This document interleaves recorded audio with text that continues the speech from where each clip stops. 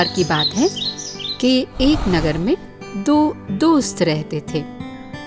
उनमें से एक तो भला आदमी था, जबकि दूसरा पाप आत्मा। इसी कारण वह मूर्ख भी था और निर्धन भी। परंतु उसका नेक मित्र समझदार था और धनी भी था। एक दिन पापी मित्र सोचने लगा, मेरा मित्र अपने व्यापार में इतना धन कमा रहा है, मुझे उसके साथ मिलकर साझे में काम करना चाहिए और वैसा ही धनी बन जाना चाहिए। फिर हम व्यापार के सिलसिले में एक साथ विदेश यात्रा कर पाएंगे और खूब धन कमा सकेंगे। और उसके बाद सभी भेदों को जान लेने के बाद मैं उसकी हत्या कर दूंगा और उसका सारा धन लेकर लौट आऊंगा। अगले दिन दुष्ट मित्र नेक मित्र के पास गया और उसे कहने लगा, मित्र, मैं आपके व्यापार में आपके साथ शामिल होना चाहता हूँ। आप जानते हैं कि मैं बहुत गरीब हूँ।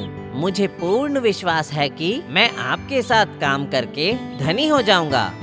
नेक मित्र बहुत दयालु स्वभाव का व्यक्ति था। वह एकदम मान गया और उसने दुष्ट मित्र को अपने व्यापार में अपना साझेदार बना लिया।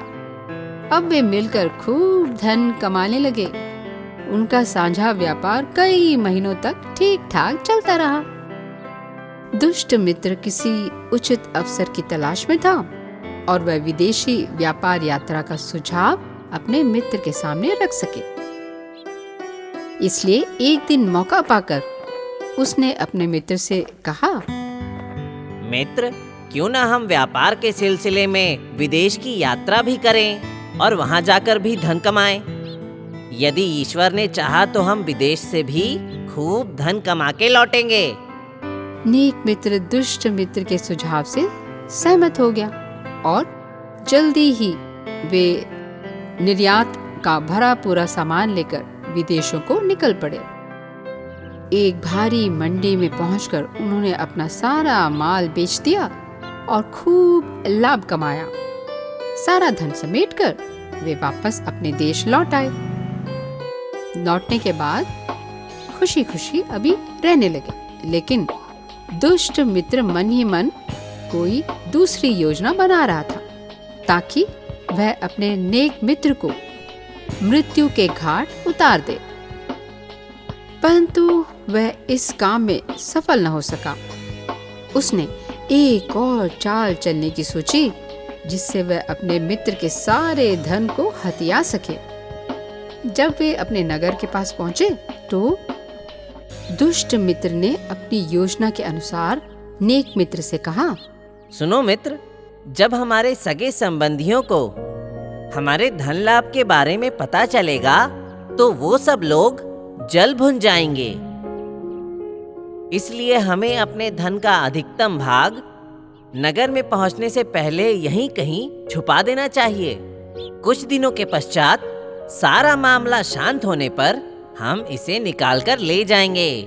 नेक मित्र ने अपने साझेदार की नीयत पर कोई संदेह न करते हुए उसके सुझाव को एकदम स्वीकार कर लिया। उन्होंने एक बड़े पेड़ के नीचे एक गड्ढा खोदा और अपने धन का बहुत बड़ा भाग एक बर्तन में डालकर उस गड्ढे में दबा दिया। फिर वे घर चले आए, जहां उनके परिवारों, मित्रों और सगे संबंधियों ने उनका खूब स्वागत किया।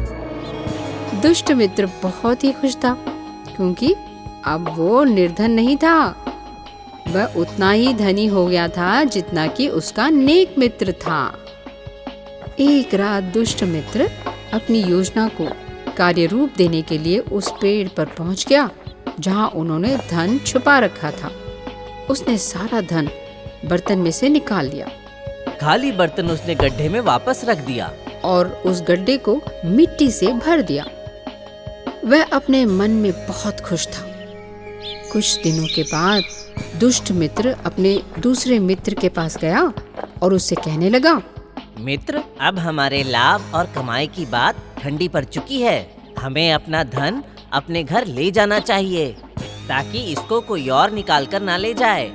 इसलिए दोनों मित्र उस जगह पर जा पहुंचे जहां पर धन गड़ा हुआ था, परंतु खोदने पर वहां कुछ भी नहीं मिला, केवल खाली बर्तन ही पड़ा हुआ था।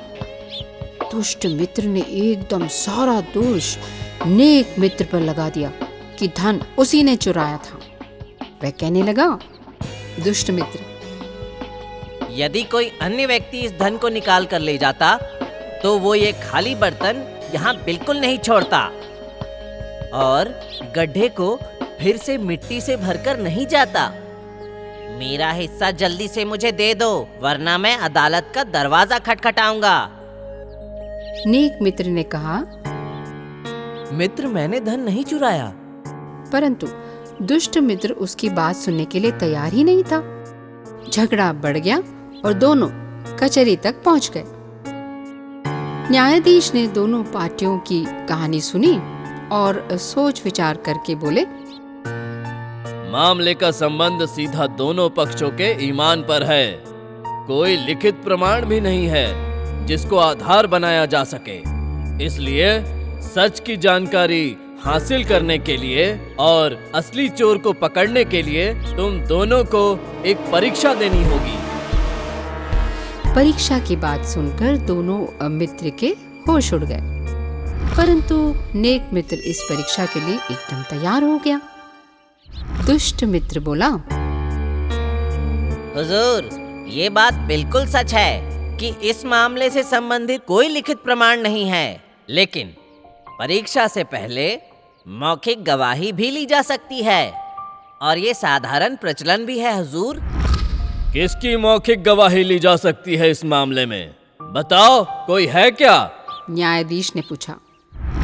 उस पेड़ की गवाही जहाँ धन गड़ा हुआ था, हुजूर। दुष्ट मित्र ने उत्तर दिया। न्यायाधीश ने नेक मित्र से पूछा कि उसे पेड़ की मौखिक गवाही लिए जाने पर कोई आपत्ति तो नहीं। तो नेक मित्र सहज भाव में ही इसके लिए सहमत हो गया और गवाही के लिए दिन निश्चित कर लिया गया। दुष्ट मित्र ने उस पेड़ के तने में एक बड़ी कोटर देख ली थी जिसके नीचे धन गड़ा हुआ था। यही नहीं, उसने गवाही को अपने पक्ष में सिद्ध करने के लिए चालाकी पूर्ण योजना भी बना ली थी। घर लौटकर वह अपने बूढ़े पिता से कहने लगा, पिताजी, पेड़ के नीचे से तो धन वास्तव में मैंने ही निकाला था। मेरा साझेदार मित्र तो बिल्कुल निर्दोष है, लेकिन मैं उससे और अधिक धन निचोड़ना चाहता हूँ और इस काम में सफलता पाने के लिए मुझे आपकी जरूरत है। बूढ़े पिता ने पूछा, मुझसे क्या करवाना चाहते हो तुम बेटा? कोई कठिन काम करवाना नहीं चाहता। गवाही के दिन आप सूर्य चढ़ने से पहले ही उस पेड़ पर जाकर उसके कोठर के अंदर जाकर बैठ जाएं। जब न्यायाधीश हम दोनों को वहां लेकर आ जाएगा, तब वो पेड़ से सच्ची बात बताने को कहेगा। आप कोठर के अंदर से पेड़ बनकर ये बोलें कि धन मेरे नेक मित्र ने चुराया है, मैंने नहीं। बस इतना सा काम आपको करना है पिताजी। दुष्ट मित्र ने कहा। बूढ़ा पिता अपने मक्कार पुत्र की बात सुनकर डर से कांपने लगा। उसने इस काम में हाथ बटाने में अपनी असमर्थता प्रकट की, परंतु उसके पुत्र ने जान से मार देने की धमकी देकर उसे इस काम के लिए राजी कर लिया। बूढ़े पिता को उसकी बात माननी पड़ी। गवाही के दिन बूढ़ा पिता दिन चढ़ने से पहले उस पेड़ पर पहुंच गया जिसके नीचे धन गड़ा हुआ था। वहां जाकर वह पेड़ के तने की कोटर में छुपकर बैठ गया। निश्चित समय पर न्यायाधीश दोनों के साथ वहां पहुंच गए। न्यायाधीश ने पेड़ के सामने खड़े होकर कहा, हे सूर्य, हे चंद्रमा, हे पवन, हे अग्नि, हे वृक्ष, आप सब में मानव द्वारा किए गए कृत्यों को देखने की शक्ति है। इसलिए हे वृक्ष, मैं तुमसे उस व्यक्ति का नाम जानना चाहता हूँ जिसने आपके नीचे गड़ा हुआ। दुष्ट मित्र का पिता पेड़ की कोटर के अंदर से एक भारी आवाज में बोला, हुजूर, मेरे नीचे गाड़े हुए धन को नेक कहने वाले मित्र ने निकाला है। न्यायाधीश नेक मित्र को दंड सुनाने के लिए तैयार हो गया, लेकिन उसने न्यायाधीश से प्रार्थना की। हुजूर, दोष को स्थापित करने के लिए एक गवाही और ले ली जाए। किसकी गवाही की बात कर रहे हो तुम? न्यायाधीश ने पूछा। अग्नि देवता की हुजूर, और मैं बताता हूँ कैसे। नेक मित्र ने कहा। ऐसा कहकर नेक मित्र ने पेड़ की कोटर में सूखी घास और लकड़ियां डालकर उसे आग लगा दी। घास तथा लकड़ियां लपटें छोड़ती हुई जल उठी। लपटों से परेशान होने पर दुष्ट मित्र का पिता जलती अवस्था में कोटर से निकलकर बाहर आ गया।